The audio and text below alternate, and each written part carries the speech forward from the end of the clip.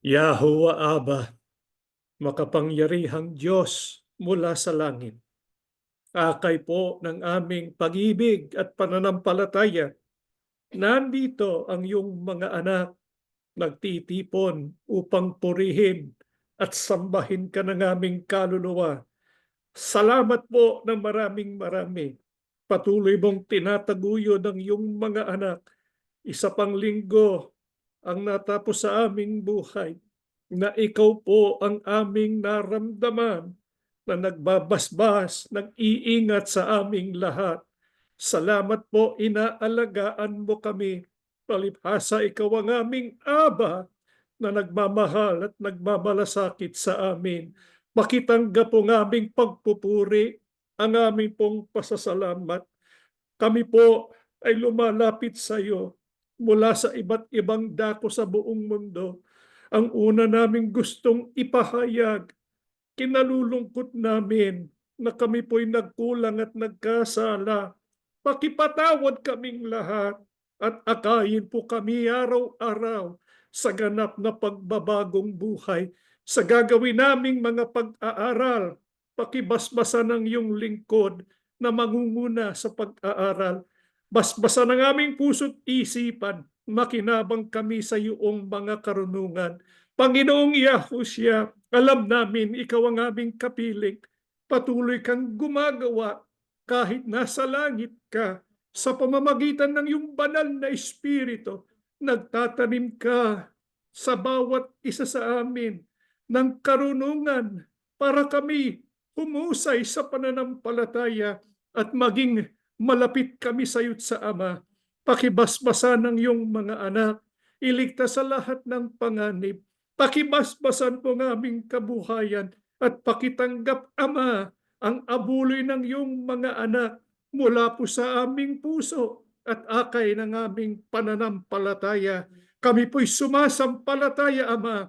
Dininig mo ng aming panalangin sa pangalan po ng aming tagapagligtas na si Yahushua HaMashiach. Amen.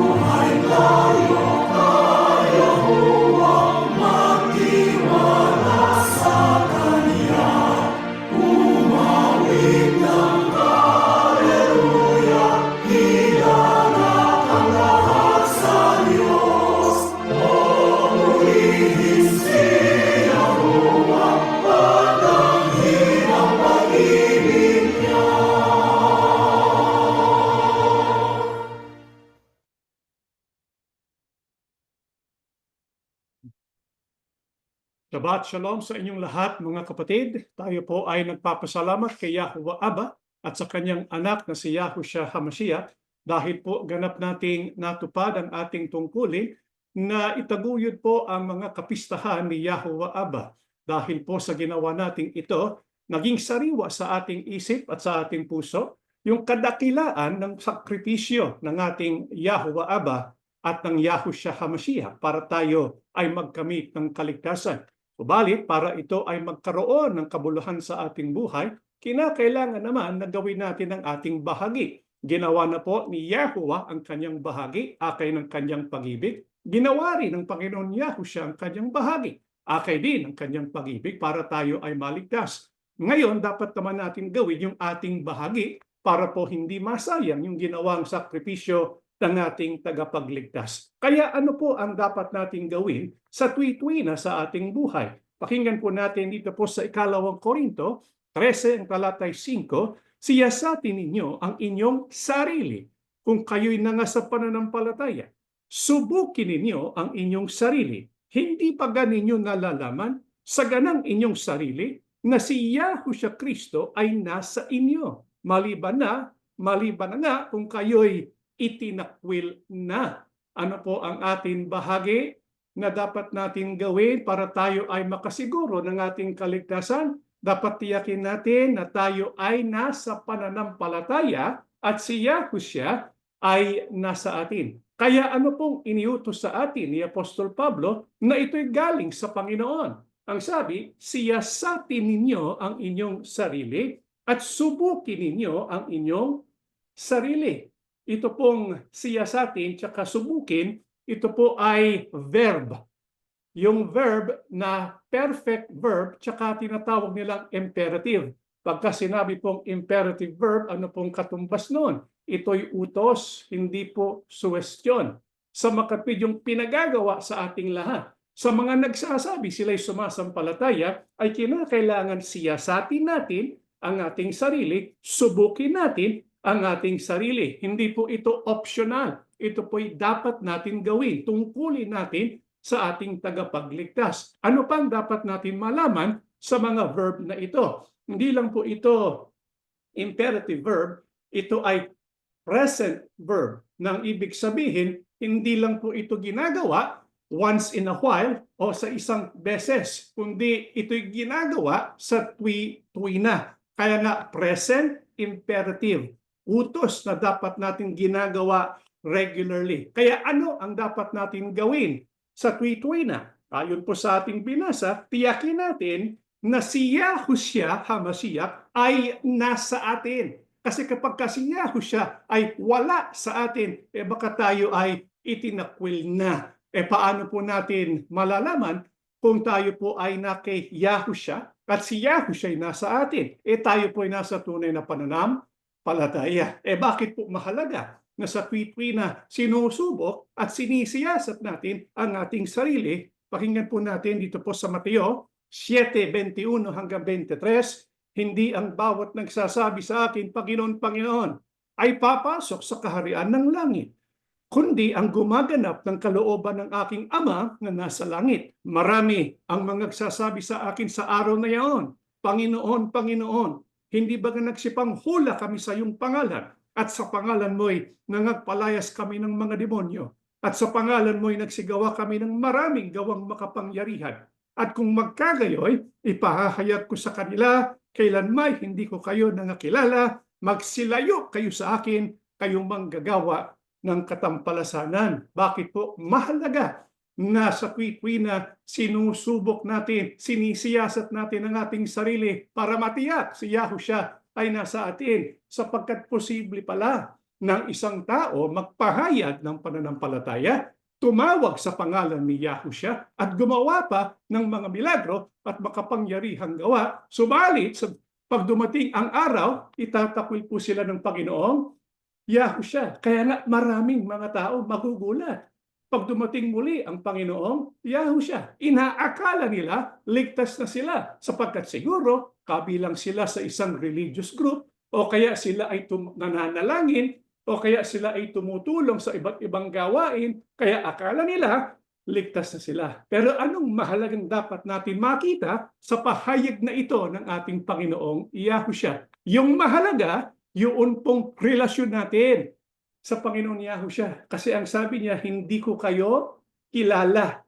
Lumayo kayo sa akin. Kasi kahit ano pang gawin natin sa pangalan ni Yahushua, kung wala si Yahushua sa atin, kung wala siyang relasyon sa atin, hindi po tayo magkakamit ng kaligtasan. Mabibigo ang ating pag-asa. Kaya nga napakahalaga na sa tuwi-tuwina ginagawa po natin yung pagsisiyasat at pagsubok sa ating sarili. Anong gusto nating malaman? Si Yahushua ba ay nasa akin? Kung itatanong ko po kayo mga kapatid, si Yahushua ba ay nasa inyo? Ano pong masasagot ninyo? Kung ito'y itinatanong natin sa ating sarili, sabihin natin araw-araw, linggo-linggo, paano natin malalaman kung talagang nasa atin nga si Yahushua? Pakinggan po natin ang sagot ng ating tagapagligtas sa Juan 15:4 hanggang 5, kayo'y manatili sa akin at ako'y sa inyo. Gaya ng sanga na di makapagbunga ng kanyang sarili, maliban ng nakakabit sa puno. Gayon din naman kayo, maliban na kayo'y manatili sa akin. Ako ang puno ng ubas, kayo ang mga sanga. Ang nananatili sa akin at ako'y sa kanya ay siyang nagbubunga ng marami. Sapagkat kung kayo'y hiwalay sa akin, ay wala kayong magagawa. Paano natin malalaman kung si Yahushua HaMashiach ay nasa atin? Ang sabi po ng ating Panginoong Yahushua, kung siya'y nasa atin, meron po tayong magagawa na hindi po natin magagawa kapag wala siya sa atin. Ano po yun? Ang sabi niya, ako'y sa kanya at siyang nagbubunga ng marami. Yun palang pinakasusi. Yun pala ang paraan para malaman natin kung tayo ay talagang sinasamahan ng ating Panginoong Yahushua. Tayo ay nagbubunga. Kasi kung wala si Yahushua sa atin, hindi tayo magbubunga. Pero kung si Yahushua ay nasa atin, meron po tayong maipakikitang bunga. Kaya yun pong pagsisiyasat at pagsubok sa ating sarili na dapat natin gawin, ito ay kinakailangan alamin natin sa ating buhay, tayo ba'y may bunga? Kasi pag sinabing bunga, ito ay nakikita eh. Kumbaga sa isang puno, yung roots, ano ba yung roots sa Tagalog? Yung ugat, hindi naman nakikita eh. Nasa ilalim po yun ng lupa. Pero yung bunga, yun ang kita. Maaring sabihin ng iba, ako ay sumasampalataya, si Yahushua sa akin, maaring sabihin niya yon. Pero dapat ipakita yung ebidensya. Ano yung ebidensya? May bunga. Kung walang bunga, ibig sabihin, wala sa kanya ang Panginoong Yahushua. Anong dapat natin ibunga?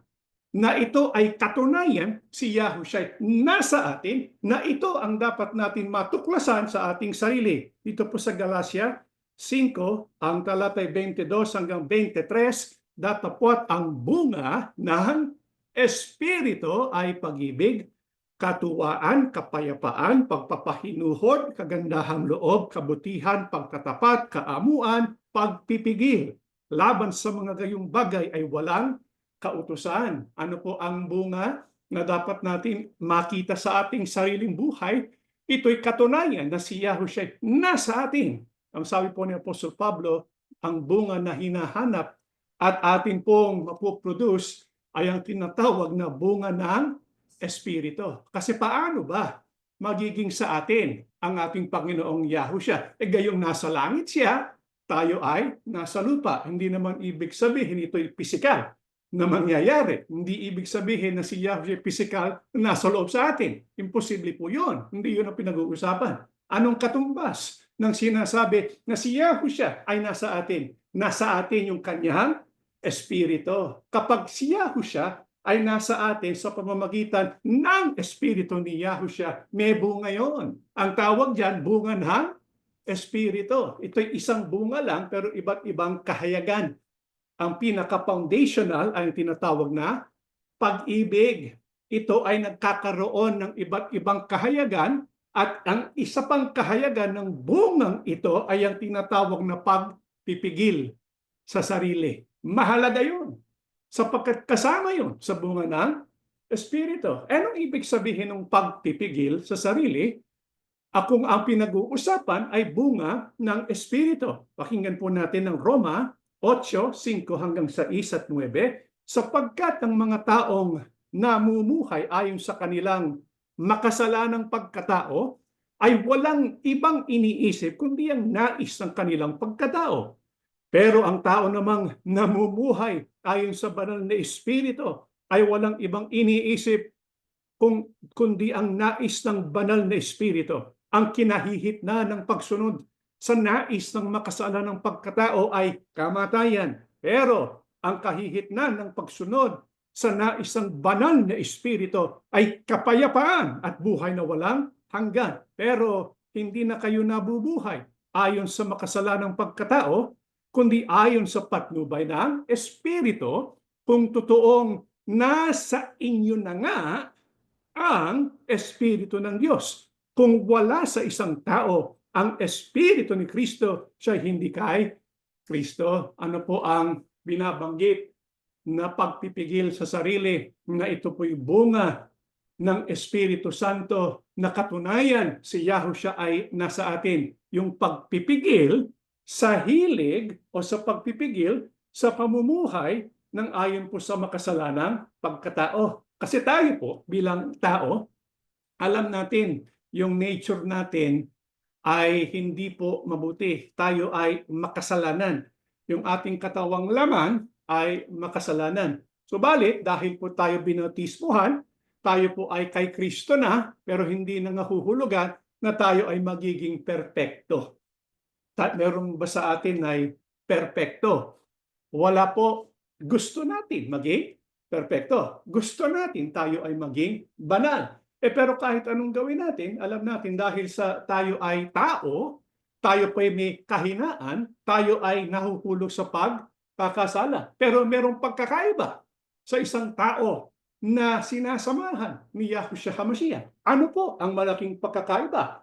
Bagamat sila'y hindi perpekto, bagamat sila'y nagkukulang at nagkakasala, ayon po sa ating binasa, hindi po sila nabubuhay ayon po sa makasalanang pagkatao. Ibig sabihin, kung sila po'y nagkakasala, hindi po yun ang kanilang pamumuhay.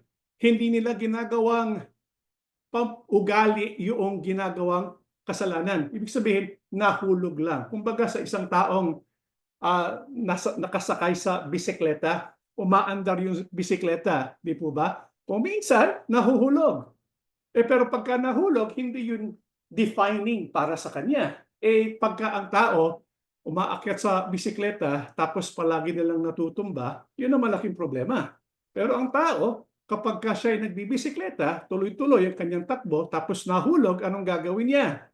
Agad siyang babalik sa kanyang bisikleta tapos aandar uli, di ba? Pero kapag palaging nahuhulog, yun ang malaking problema. Ayon po kay Apostol Pablo, yung sinasamahan ng Espiritu Santo, yung sinasamahan ng Panginoong Yahushua, namumuhay sila hindi po ayon sa laman, hindi ayon sa kanilang sariling pagkatao, kundi sa kagustuhan ng banal na Espiritu. Ibig sabihin, hindi nila binubuhay yung kasalanan. Kung nagkakasala sila, agad silang nagsisisi. Agad silang bumabalik sa ating Panginoong Yahushua.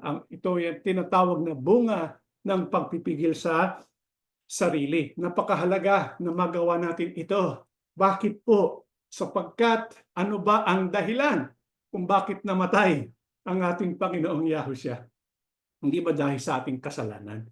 Kaya kalaban ni Yahushua ang kasalanan. Kung si Yahushua nasa loob natin, kung siya'y nasa atin talaga, dapat meron tayong allergy sa kasalanan, di ba? Kung talagang nasa atin ang Panginoong Yahushua, ayaw natin na tayo ay magkasala. Gusto natin tayo ay maging perpekto, maging katulad ni Yahushua. Kaya yung bunga ng Espiritu Santo, kapag ka ito'y hayaan natin magbunga sa loob ng ating buhay, tayo unti-unti magiging katulad ni Yahushua HaMashiach. Bakit mahalaga na tayo po'y maging katulad ng ating Panginoong Yahushua?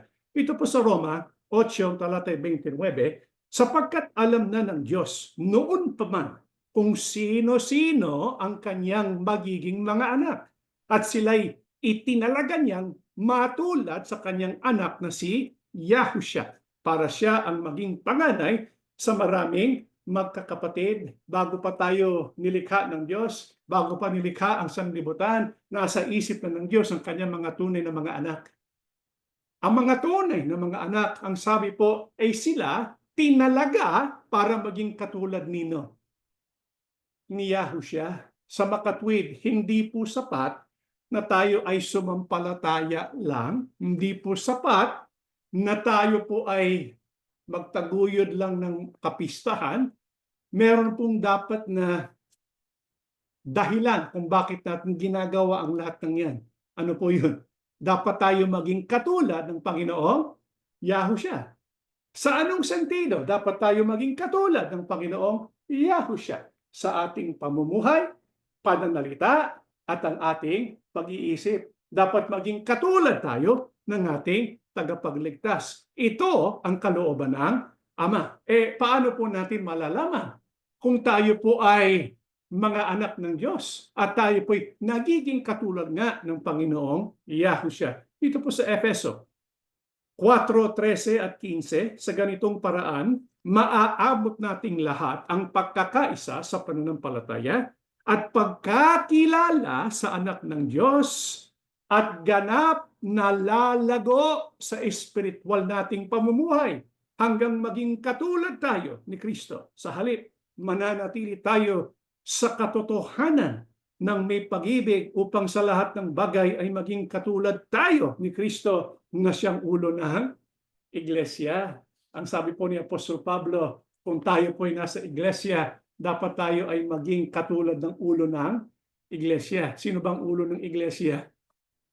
Walang iba kundi ang Panginoong Yahushua. Tayo po ay naging sangkap ng kanyang katawan. Dapat lang tayo maging katulad ni Yahushua. Paano tayo magiging katulad ni Yahushua? Ang sabi po ni Apostol Pablo, dapat tayo ay lumalago. Kaya ang dapat natin itanong sa ating sarili na ito'y kasama doon sa pagsubok at pagsiyasat sa sarili. Kasi itong dapat natin gawin di ba? Ano ang gusto natin malaman kapag sinusubok natin at sinisiyasat natin ang ating sarili? Ang gusto natin malaman, si Yahushua ba'y nasa akin? Paano natin malalaman kung si Yahushua nasa atin? Ang isa, tayo po'y lumalago sa ating buhay espiritual. Anong ibig sabihin na lumalago? Ang tawag dyan, spiritual growth. Lumalago, hindi po nawawala. Hindi po yung stagnant. Ibig sabihin, tayong ngayon mas mature sa ating pananampalataya kumpara last year. Kaya ikumpara natin ang ating pananampalataya this year, sa taong ito. Kumpara natin sa nakaraang panahon. Kumpara natin nung 10 years ago. Masasabi ba natin na lumalago ang ating buhay espiritual? Masasabi ba natin na lumalago ang ating pananampalataya kay Yahushua, ang ating pagkilala o relationship kay Yahushua? Kasi kapag hindi lumalago, baka hindi po sumasa atin ang ating Panginoong Yahushua. Kaya ang isang katunayan na si Yahushua ay nasa atin, lumalago tayo, nagbubunga tayo ng marami, tayo po ay nagiging katulad ni Yahushua. Anong pinakasusi? Paano ba tayo magiging katulad ng Panginoong Yahushua sa paraan ng ating pamumuhay? Pakinggan po natin dito po sa unang Korinto 2:14-16. Ngunit sa taong hindi pinananahanan ng Espiritu ng Diyos, hindi niya tinatanggap ang mga aral mula sa Espiritu dahil para sa kanya ito'y kamangmangan at hindi niya ito nauunawaan dahil ang mga bagay na ito'y mauunawaan lamang sa tulong ng Espiritu. Sa taong pinananahanan ng Espiritu, nauunawaan niya ang mga bagay na ito, ngunit hindi naman siya maunawaan ng mga tao na hindi pinananahanan ng Espiritu ng Diyos. Ayon nga sa sinabi ng kasulatan, sino ba ang nakaalam ng isip ni Yahuwah? Sino ba ang makapagpapayo sa Kanya? Ngunit tayo, taglay natin ang pag-iisip ni Kristo. Kaya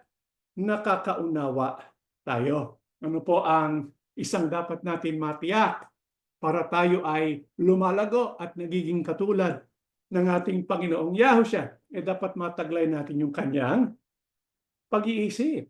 Kaya mahalaga po mga kapatid, yung iniisip ni Yahushua, yun din ang ating iniisip. Hindi yung ang ginagaya natin sa paraan ng pag-iisip ay ang iba't ibang mga tao.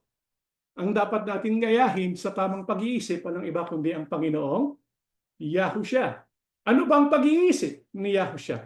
Ano bang palaging nasa isip niya? Hindi ba ang Ama?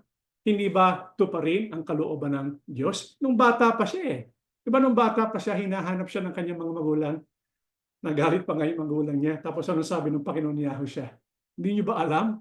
Dapat ako nasa bahay ng aking Ama. Ibig sabihin, meron po siyang kagustuhan, meron siyang paghahangad, malaman yung mga aral ng Diyos. Kaya bata pa lang siya, umuunlad siya. Kaya nga kung babasahin po natin ang nakasulat sa Biblia, ang Panginoon Yahushua umunlad sa kanyang karunungan, umunlad sa kanyang pagkatao. Kaya yun ang ugali ng Panginoong Yahushua, hindi stagnant, umuunlad. Saan umuunlad? Umuunlad sa karunungan. Kaya nga ang sabi ni Apostol Pablo, mayroong mga tao na walang hilig na mag-aral ng mga aral ng Diyos. Di ba? Kapag ka Bible study, walang hilig. Pero kapag ang mga bagay na pinag-uusapan ay patungkol sa mga kung ano-anong New Age, mysticism, crystals, doon sila mahilig. Di ba? Ang iba, ang hilig, yung mga bagay lamang sa mundong ito. Pero patungkol sa aral ng Diyos, ayaw nila. Maaaring sabihin pa nga ng iba hindi na kailangan yan. White noise lang yan. Hindi na mahalaga malaman yung doktrina. Hindi na mahalaga malaman yung Old Testament. Hindi na mahalaga malaman ng mga aral ng Diyos.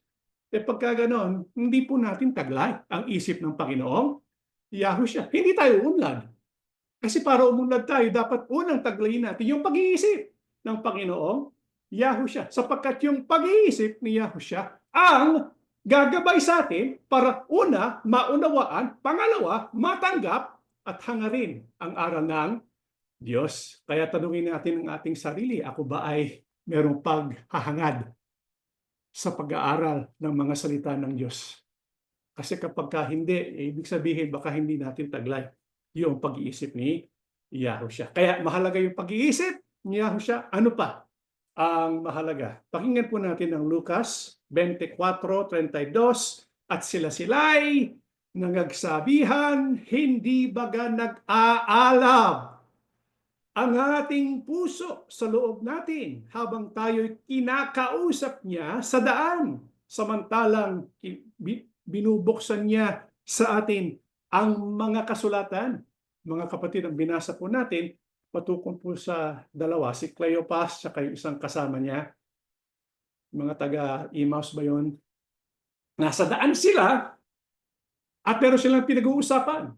Ang pinag-uusapan nila tungkol sa kasulatan at patungkol kay Yahushua HaMashiach. Habang nag-uusap sila, dumaan po at tumabi sa kanilang Panginoong Yahushua. Tapos nagpaliwanag. Si Yahushua sumali sa kanilang pag-uusap tungkol sa kasulatan. Anong ginawa ni Yahushua? Nagpaliwanag. Itong ibig sabihin niyan. Yung propeta na yan, yung prophecy na yan kay Moises at mga propeta, ito yan. Patungkol yan sa pagdurusa ng Mesias na binabanggit ninyo. Kaya pinaliwanag niya. Habang pinapaliwanag yon, anong sabi ng dalawa? Ang sabi nila, nag-aalab ang ating puso sa loob natin. Kasi posible po ng isang tao maging Bible scholar pero wala sa kanya ang Panginoong Yahushua. Bakit? Walang puso. Yeah. Puro utak. Alam niya kung anong ibig sabihin ng mga talata. Alam niya Hebreo, alam niya Grego. Pero kapag hindi niya nadadama ang Panginoong Yahushua sa kanyang puso, wala rin.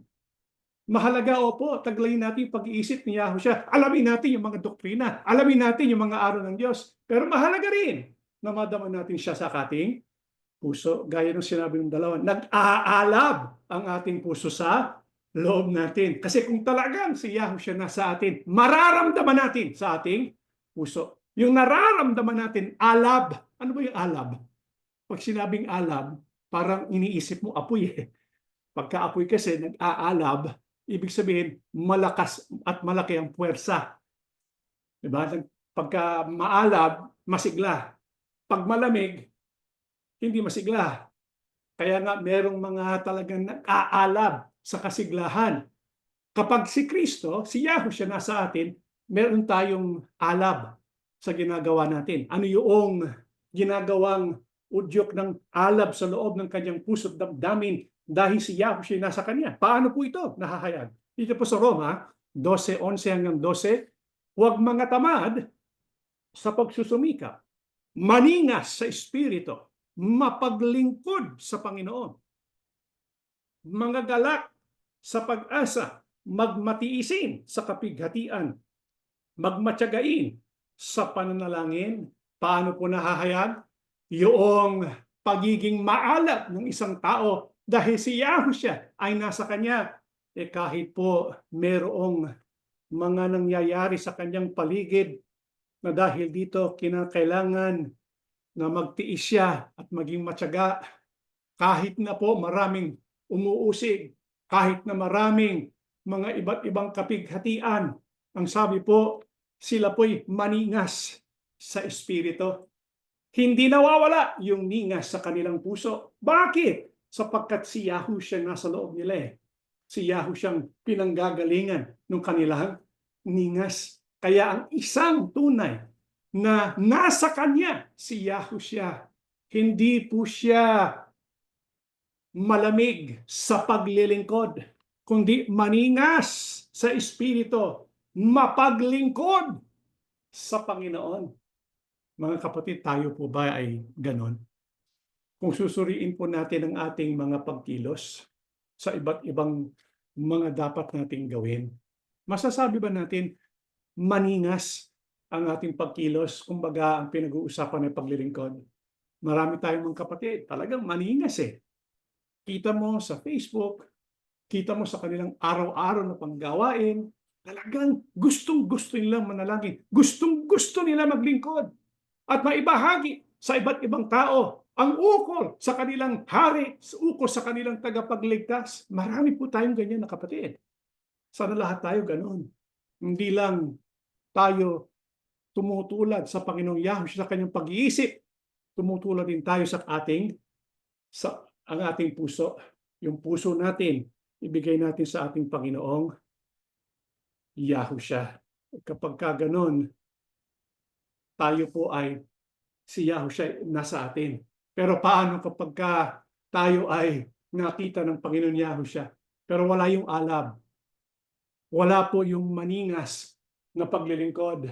Ano po ang babala ng ating Panginoong Yahushua? Dito po sa pahayag 3:15 hanggang 16, nalalaman ko ang iyong mga gawa.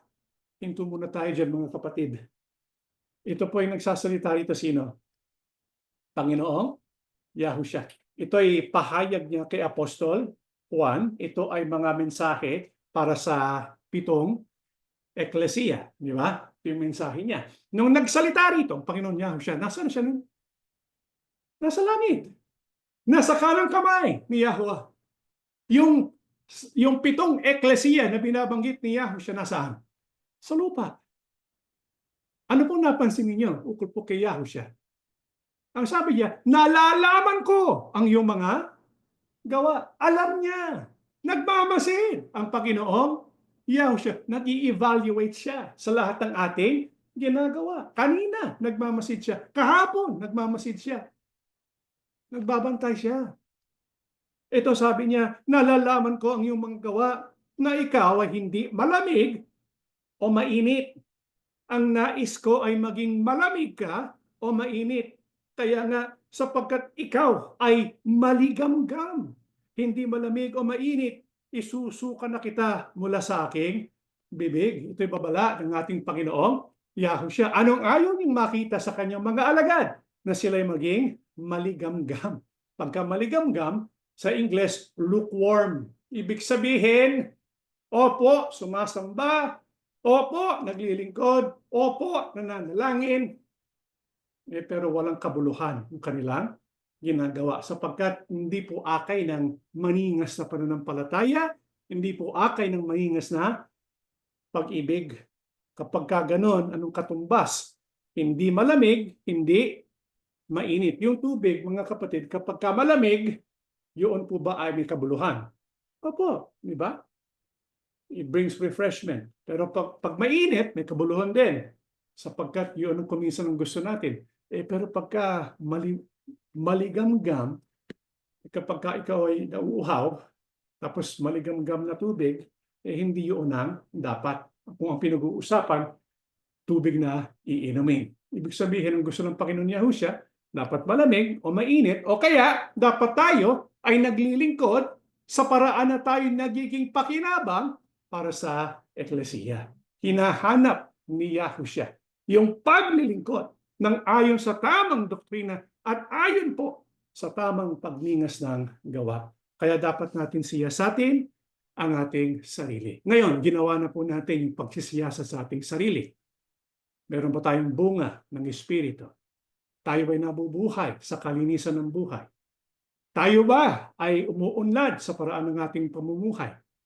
Tayo ba'y naghahangad na malaman ang mga doktrina ng Diyos? Tayo ba'y naglilingkod na maningas? Paano kapag ang sagot natin nun hindi? Paano kapag siniyasat natin, sinubukan natin ang ating sarili, tapos natuklasan natin, hindi pala tayo pasado? Ano pong dapat natin gawin? Dito po sa pahayag, 3 ang talatay 19, sinaasaway ko at sinusupil ko ang aking mga minamahal. Kaya nga, magsumigasig ka at magsisi. Anong dapat natin gawin? Pagkatapos na matuklasan natin na hindi pala tayo pasado nung subukin natin ang ating sarili, sabi po ng Panginoon Yahushua, tayo ay dapat magsisi. Ito'y binigay sa atin na mensahe ng Panginoon Yahushua sapagkat hangad niya na tayo po'y umunlad, na hindi tayo umurong. Ang isang tunay na nasa Kanya, ang Panginoon Yahushua, umuunlad, hindi umuurong. Kaya kapag tayo paurong, anong gagawin ng Panginoon Yahushua? Tayo po'y didisiplinahin. Sasawayin, susupilin niya, sapagkat ayaw niya na tayo maiwan. Ayaw niya na tayo ay umurong. Gusto niya tayo sumulong. Kaya kapag tayo po'y sinaway, kapag tayo sinupil, kapag naramdaman natin, ang Panginoon Yahushua ay meron siyang kagustuhan na dapat nating gawin, agad tayong magsisi at agad tayong maging masigasig. Bumalik tayo. Kaya dapat sa tuwi-tuwi na ginagawa natin yung pagsisiyasat para sa tuwi-tuwi na tayo ay dapat magsisi at bumalik sa dapat nating gawin. Yayain natin ang Panginoong Yahushua na sumaatin sa ating buhay. Bakit po? Ito po sa huling talata na ating babasahin. Ito po ang paanyaya ng ating tagapagligtas. Narito ako sa labas ng pintuan ninyo at kumakatok. Kung may makarinig sa akin at buksan ng pinto, papasok ako at magsasalo kami sa pagkain. Ang magtatagumpay ay pauupuin ko sa tabi ng aking trono, tulad ko na nagtagumpay at naupo sa tabi ng trono ng aking Ama. Napakabait po ng ating Panginoong Yahushua. Gusto niya na siya'y nasa atin. Ang ating leksyon ngayon, napakahalagang siyasatin natin ang ating sarili. Matuklasan natin kung si Yahushua nasa atin. Kung wala si Yahushua, magsisi tayo. Kung wala si Yahushua, mag-isip-isip tayo at manalangin para mapakinggan natin yung tinig at yung katok ng ating Panginoong Yahushua. Kasi nandyan lang siya. Katabi natin, hindi lang natin napapansin. Bakit? Sapagkat kung ano-ano ang ating naiisip, tayo ay nadidistract. Pero kapag makinig tayo, kapag magbubulay-bulay tayo, kapag manalangin tayo, nandyan lang siya, katabi natin. Ang sabi nga, nakatayo ang ating Panginoong Yahushua. Hindi lang nakatayo, ang sabi niya, siya'y kakatok. At hinihintay niya na buksan natin ang pintuan. Pagbukas na pagbukas ng pintuan, siya po'y sasa atin. At kapag si Yahushua nasa atin, mga kapatid, yung buhay natin lalago, uunlad, at makikita natin yung bunga ng Espiritu Santo sa ating buhay. Punong-puno tayo ng pag-ibig, ng kagalakan, at ang iba pang bunga ng Espiritu na ating pong pag-aaralan sa mga susunod na ating mga pagsamba. Ito pong kailangan natin gawin sapagkat kung si Yahushua nasa loob natin, mga kapatid, yan ang pinakamabisa na paraan ng pamumuhay para maipakita natin sa Ama na tayo nga ay talagang nagpapasalamat sa kanyang ginawa sa panahon ng mga mauwiling. Tayo po'y tumayo at tayo po'y mananalangin. Dakila naming Ama, Yahuwah Abba, salamat ng marami sa iyo sapagkat muli mo kaming binigyan ng karunungan para mahikayat kaming lahat magsisi at mabuhay ng iyong bugtong na anak na nasa amin. Panginoong Yahushua, kanina habang sinisiyasat namin ang aming mga sarili, nakita namin ang aming kahinaan, natuklasan namin marami kaming pagkukulang, Hindi namin palaging natataglay ang iyong pag-iisip at ang iyong puso. Nandito kami ngayon, nagmamakaawa sa iyo. Pakipatawad kami. Huwag mo kaming itakwil. Kumatok ka pa, Panginoon. Nakahanda kaming makinig. At kapag napakinggan namin ang iyong tinig, bubuksan namin ang pintuan ng aming puso. Ang totoo nakabukas na para sa iyo. Panginoon, halika po. Lapitan mo kami. Ikaw nawang makapiling namin, makasama namin. Kita namin, Panginoong Yahushua, kung paanong nabubuhay ang iyong mga laalagad kapag kasinasamahan mo sila para bagang wala silang anumang takot sa kamatayan. Kahit sila'y usigin, nagagalak pa rin sila. Anong uring kapangyarihan ito? Iisa lang ang ibig sabihin. Ikaw ay suma sa kanila. Nawa ikaw ay sumaatin din para lalo kaming maging handa, maging malakas sa muli mong pagparito. Akayin po kami sa pagbabagong buhay. Maging masigasig kami sa paglilingkod, sa pagpapahayag at pagpoproklama ng iyong pangalan at paraan sa kaligtasan para maraming tao pa ang magkakamit ng iyong buhay na walang hanggan. Ama, nandito kaming magkakapatid. Patuloy po kaming basbasan. Basbasan po ng aming kabuhayan. Basbasan po ng aming kalusugan. Ang mga anak mong may sakit, ikaw nang bahala. Magpagaling ka, Ama. Walang imposible sa iyo. Lalapit kami sa iyo at aasa na pupuniin mo kami ng iyong kapangyarihan. Pakibasbasan ang bawat sambahayan, mga mahal namin sa buhay, upang walang mahiwalay, lahat po makasama sa magkakamit ng kaligtasan. Sumasampalataya kaming lahat, Ama. Dininig mo ng aming panalangin sa pangalan po ng aming tagapagligtas na si Yahushua HaMashiach. Amen.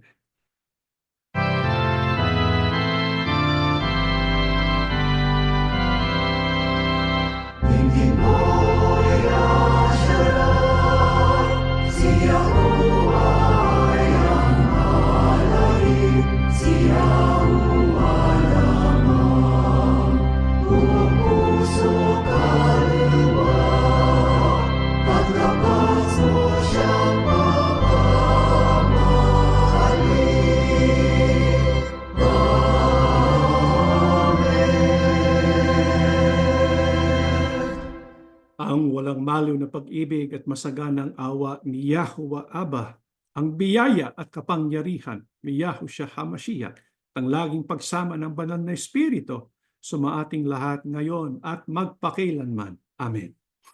Mga kapatid, meron lang po kami konting paalala. Bukas po ay meron po tayong BLP Live Class. Pero sa halip na pag-usapan natin yung mga libro o mga aklat ng Biblia, pag-uusapan natin ay yung pagganap ni Yahushua ukol po sa Spring Feast. Meron po kaming ibabahagi sa inyo ukol po sa posibleng ginawa rin ng Panginoon Yahushua noong panahon po ng unleavened bread. Ito po ay antabayanan natin bukas po April 26, 3 o'clock p.m. Pacific Standard Time. At meron po tayong BLP reading assignment for the month of May. Ito po ay 1 Samuel and 2 Samuel. At bilang panghuli, yung atin pong mga Bible studies, Yearning for Yahushua, the Logos, and BHP is back to regular scheduled programming. Kaya ito ay Tuesday for Yearning for Yahushua, Wednesday, the Logos, and Thursday, BHP or Bible History Project, all at 7 o'clock p.m. Pacific Standard Time. Natatapos na po ang ating pagsamba ni Yahuwah Abba and Yahushua HaMashiach. Bless all of us.